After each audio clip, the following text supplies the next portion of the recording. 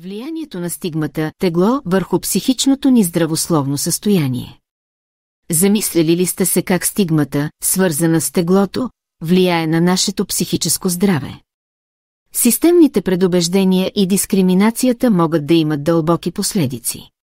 Статистиките показват, че здравните специалисти често имат отрицателни предразсъдъци към хората с по-голямо тегло. Те са склонни да вярват, че тези пациенти са мързеливи и не се грижат за здравето си.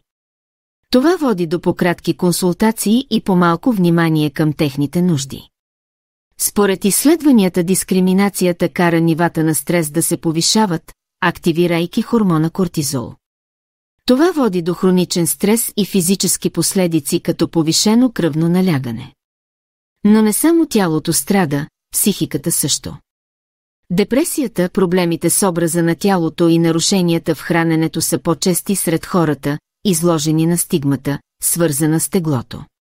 Стресът от стигмата води до тревожност, разстройства на настроението и дори злоупотреба с наркотици.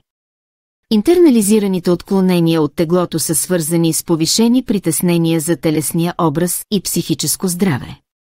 Как можем да променим това? Изследванията ни учат активно да предизвикваме фобията към пълнотата и да се отдалечим от модела на срам. Важно е да интегрираме подход, който свързва теглото с благосъстоянието, а не с вина. Запомнете, знанието и разбирането могат да бъдат мощни инструменти за промяна. За да прочетете повече по темата, последвайте линка в коментарите. Каним ви да ни последвате във Facebook, Instagram и YouTube. Не забравяйте, че споделянето е грижа.